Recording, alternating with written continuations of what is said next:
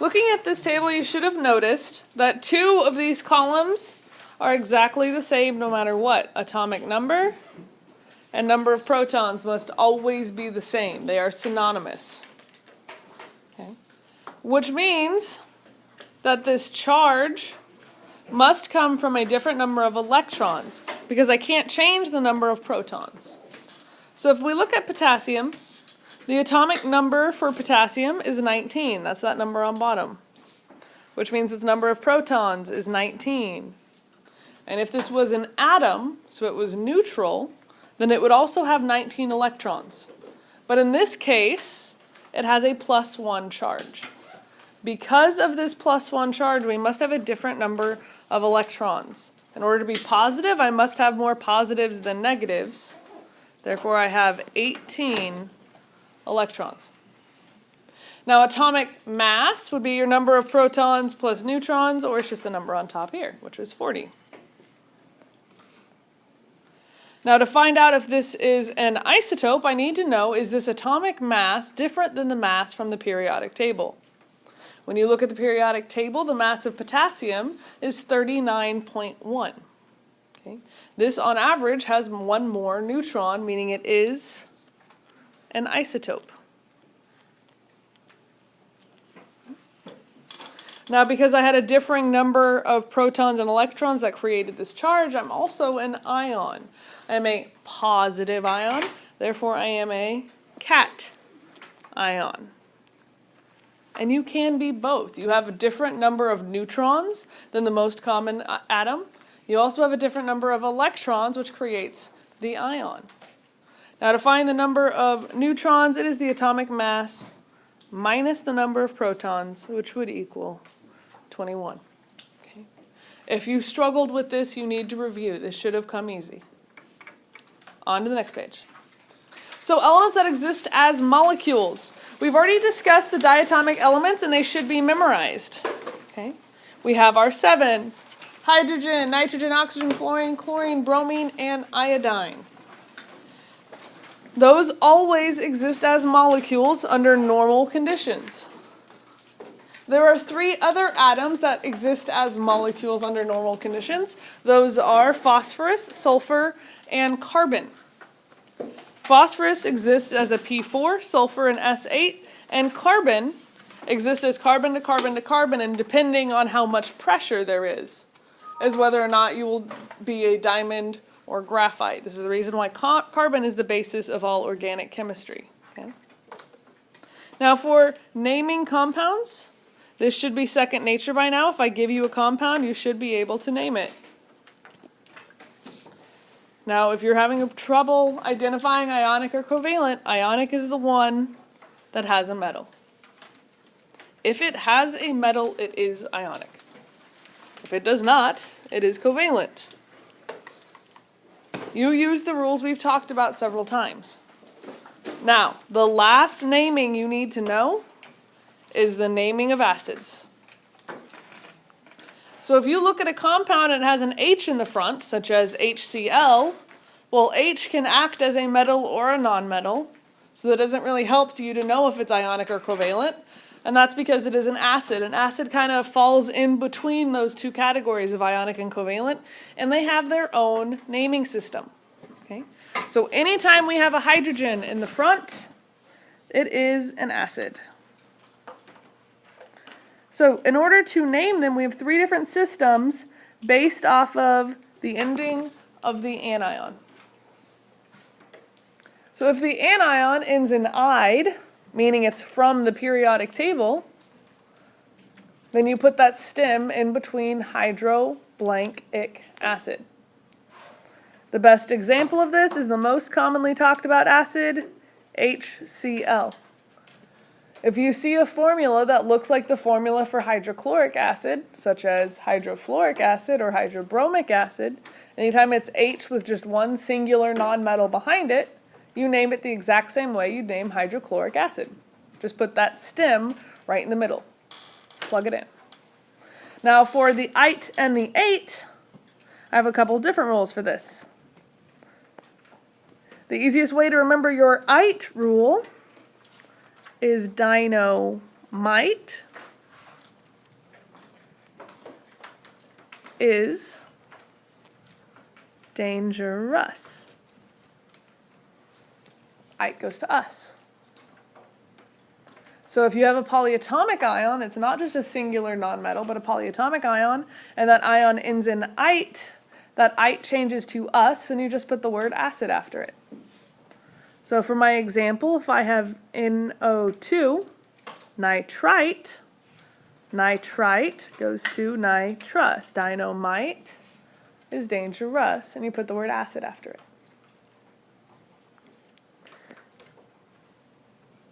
4,8 goes to ick. We have ick, I8, and acid. Ick, I8, and acid. Okay, my ick goes to 8. Now use or lose as you see fit. You don't have to use these phrases, but it is a simple way to memorize these. So NO3 is nitrate, which becomes nitric acid. We don't even mention that hydrogen in the front because that acid word means there is a hydrogen in front. The word acid means that there's a cation of a hydrogen.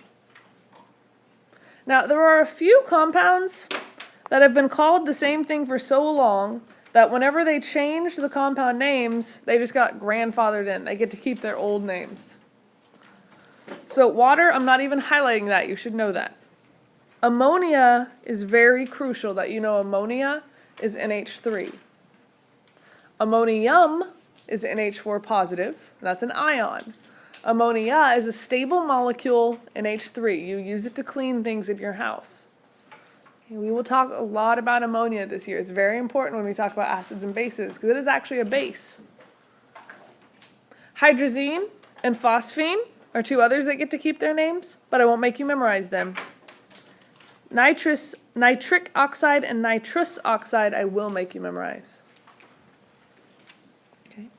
These are improperly named according to the current naming system. This should be nitrogen monoxide. This should be dinitrogen monoxide. But these are both commonly used compounds. When we changed the naming system, instead of changing the daily use around the world, they just kept their original names. So nitric oxide is NO, nitrous is N2O. This is also known as laughing gas. It's also what's in your car if you have nitrous in there, if you've ever watched Fast and the Furious. Although nitrous in your car is not just laughing gas, every year people die because they inhale the nitrous from the car thinking it's laughing gas. There's other poisonous chemicals in there as well. The mole concept in stoichiometry. The mole concept and the closely related concept of stoichiometry are the hardest concepts for most students to fully understand. So the mole, this entire concept of the mole. The mole is a concept for measuring the amount of substance. Amount of substance. This is an SI unit. So in your list of things you needed to memorize of SI units, this was one of them. It is defined as the number of representative particles in exactly 12 grams of carbon-12. This is how the mole came to be defined. We're going to mostly focus on its use. You don't really have to know the definition of how we came about a mole. You need to know why it is so useful. So for representative particles, the term representative particles is used to describe the particles or entities that represent the smallest unit of the group. So if I have geese, the representative particle is goose. It's not number of feathers. It's not number of beaks, right? The single unit that still contains all of the properties of that group is going to be a goose. The reason why this applies here is if I take elements and I condense that down to its singular representative particle, what would represent all the properties of that element, that would be an atom. So I can use a mole of atoms. For ionic compounds, if I was to singularize that into one individual thing that represents the whole, that is a formula unit. And for covalent compounds, I break that down into its single unit that can represent the whole, and that is a molecule. Now, I will not be a stickler on using the terms formula units and molecules. I'm okay with keeping to a compound, okay? So if I have a pile of salt, my singular unit is a NaCl compound. Technically, it is a formula unit, but nobody's stickler on that. As long as you understand that that is a compound. If you tried to break that down and say, oh, well, sodium represents this pile of salt, that's not correct. Salt you put in your food tastes yummy. Sodium you put in your food, it explodes. Big difference, okay? So when we're dealing with electrochemistry and oxidation reduction problems, which we will go into at the end of the year, we're going to be dealing with moles of electrons. Okay. So this number of representative particles in exactly 12 grams of carbon comes out to 6.0221415 times 10 to the 23rd. 6.022 times 10 to the 23rd. So we add one more decimal when we're going into AP. 6.022 times 10 to the 23rd. Okay. This is Avogadro's number. He gets credit for it. So if I'm going for representative particles, I use 6.02 times 10 to the 23rd. If I want to go to a molar mass, well, then I'm going to be using my periodic table. So this would be for my periodic table. And we're going to be talking about grams per mole. So there are two definitions that are closely related in chemistry, atomic mass units and that of a mole. So when I look at the periodic table, that mass can be defined in two ways. It can either be defined as the mass of one single atom of that element, and then we are talking about AMUs, atomic mass units, total number of protons plus neutrons, because each weigh one AMU. However, that's very useless for a lab. Trying to measure mass in AMUs, each AMU is tons of zeros and the number of a gram. In lab, we're going to measure mass in grams, so instead we need a conversion for atoms in grams. That is the mole. So if I have 6.022 times 10 to the 23 of any atom, then whatever that number is you see on the periodic table, that is now its mass in grams. Okay, so when you look at the periodic table, it is either in AMU or in grams per mole. So if we compare these, we have our definitions here. Where they came from, they both were based off of carbon. But that's not what I want you to focus on. What I want you to focus on is this concept here. An atom of carbon-12, no matter what, has 6 protons, neutrons, and electrons. What is here is if I have a mole of carbon, well, for each singular carbon, I have 6 protons. So if I have a mole of carbons, I have 6 moles of protons. An easy analogy for this is if I have one Priya, I have one heart. If I have a dozen Priyas, I have a dozen hearts. Right? If I have one Priya, I have 2 kidneys. If I have a dozen Priyas, I have 2 dozen kidneys. If I have a mole of Priyas, I have 6.022 times 10 to the 23 Priyas. That's a lot of Priyas. Okay? I also have 6.022 times 10 to the 23 hearts, or 2 times 6.022 times 10 to the 23 kidneys. So looking through here, our atomic mass, our numbers are all equivalent. Looking through at your periodic table, that number is useful in 2 ways, both to identify the mass of a single atom and to identify the mass of a large group of atoms because of the mole number. So what does all this mean? That the definition of the atomic mass unit and moles are related. This allows the periodic table to do both average atomic weights and molar mass. So my units are grams per mole. That is very important. You will sometimes see people use just the term grams for the periodic table, and that's incorrect. It is grams per mole. There are not 12 grams in one atom. Okay? 6.02 times 10 to the 23 atoms is now equivalent to 12 grams. Okay? Same thing for all the other elements, whatever their mass is. It's in grams per mole. Now the last conversion we can use this mole for is going to be molar volume. Now molar volume is only good in a very specific situation. Molar volume is good for gases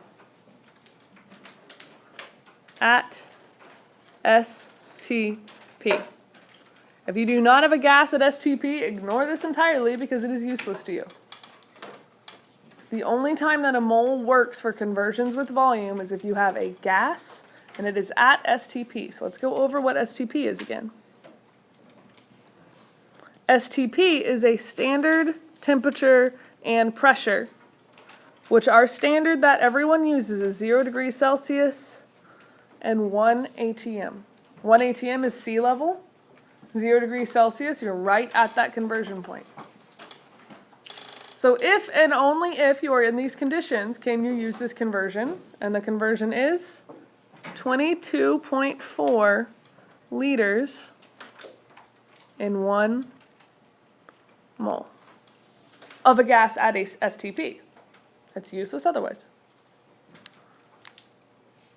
So you always make sure it is a gas and it is always at STP. As long as you have that, you can use this conversion. If it's not that, you can't use this conversion. Now for our mole diagram. This is our visual representation of everything we just talked about. The mole is the intermediary to get between any other conversion. If I give you, I have this many grams and I want to know how many atoms are in that, then I must first convert to the mole and then to my representative particles. If I give you something in liters and I want to know how many atoms that is, I must use this conversion if it was a gas at STP. Just a reminder, our representative particles are going to be atoms, formula units, and molecules. This is when we will be using 6.02 times 10 to the 23rd. If I'm looking for molar mass, molecular mass, formula mass, or atomic mass, all of that would be using your mass conversion, which comes from the periodic table.